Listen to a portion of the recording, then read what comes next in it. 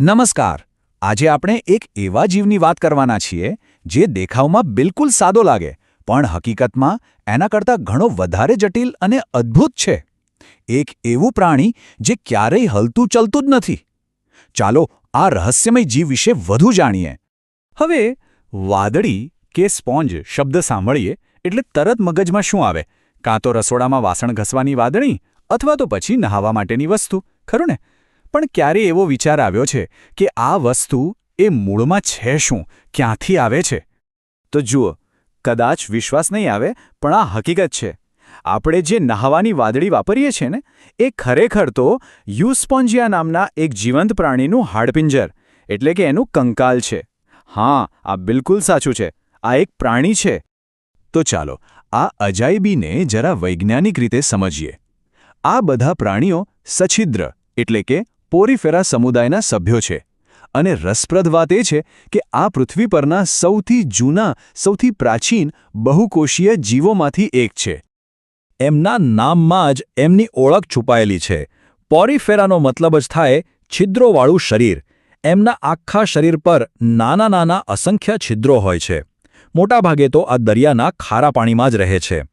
આમનો કોઈ ચોક્કસ આકાર નથી હોતો અને વિજ્ઞાનની દૃષ્ટિએ આ એકદમ પ્રાથમિક કક્ષાના બહુકોષીય જીવો ગણાય છે. હવે જરા વિચારો. એક મોટો સવાલ એ ઊભો થાય છે કે જો કોઈ પ્રાણી એક જ જગ્યાએ ચોંટેલું રહે, જરા પણ હલનચલન ન કરે, તો એ પોતાનું જીવન કેવી રીતે ચલાવતું હશે? એટલે કે એને ખાવા માટે મોં નથી, પચાવવા માટે પેટ નથી અને ખોરાક શોધવા માટે ક્યાંય જઈ પણ શકતું નથી. તો પછી એ જીવે છે કઈ રીતે? શ્વાસ કઈ રીતે લે છે? આ બધા સવાલોના જવાબ બહુ રસપ્રદ છે.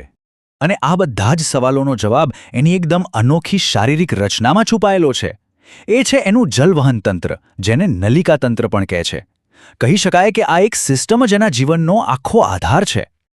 આ આખી પ્રક્રિયા છે ને, એકદમ સરળ પણ ગજબની અસરકારક છે.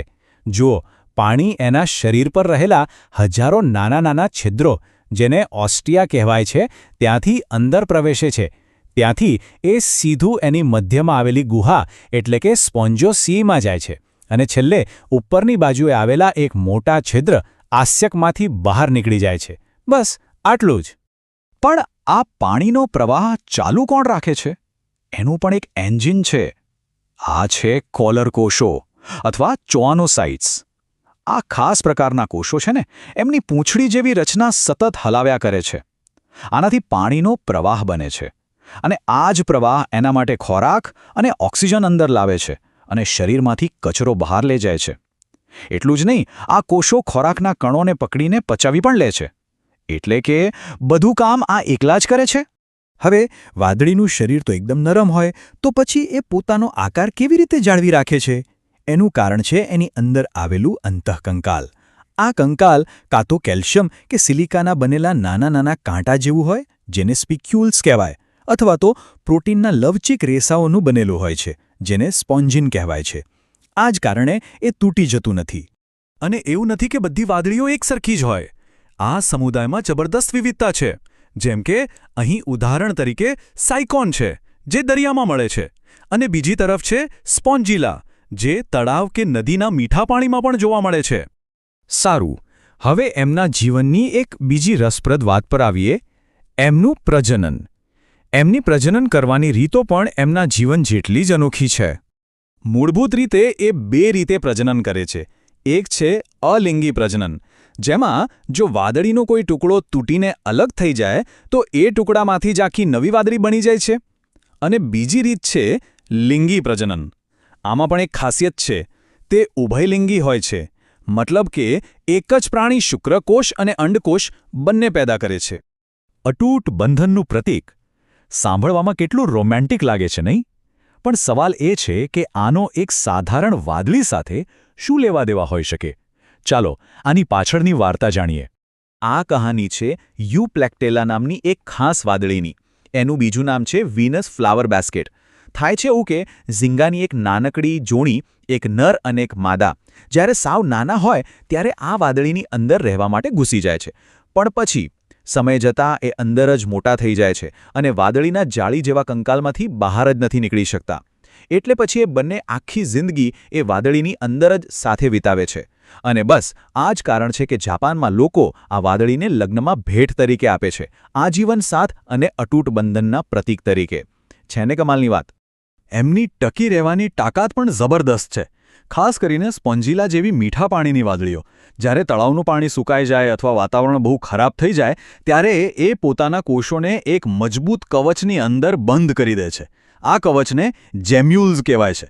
પછી જ્યારે બધું બરાબર થઈ જાય એટલે કે પરિસ્થિતિ ફરી અનુકૂળ બને ત્યારે આ જેમ્યુલ્સમાંથી જ એક નવી વાદળી પાછી જીવતી થઈ જાય છે. તો આ બધી વાતો પરથી એક વાત તો સ્પષ્ટ થાય છે.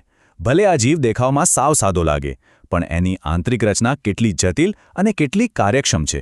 અને આ જ કારણ છે કે તે લાખો વર્ષોથી પૃથ્વી પર ટકી રહ્યું છે. જો ટૂંકમાં કહીએ તો એની સફળતા પાછળ 4 મુખ્ય ચાવીઓ છે. 1. પાણી ગાળીને ખોરાક મેળવવાની એની અસરકારક સિસ્ટમ. 2. એને આધાર આપતું સ્પિક્યુલ્સ અને સ્પોન્જિનનું કંકાલ.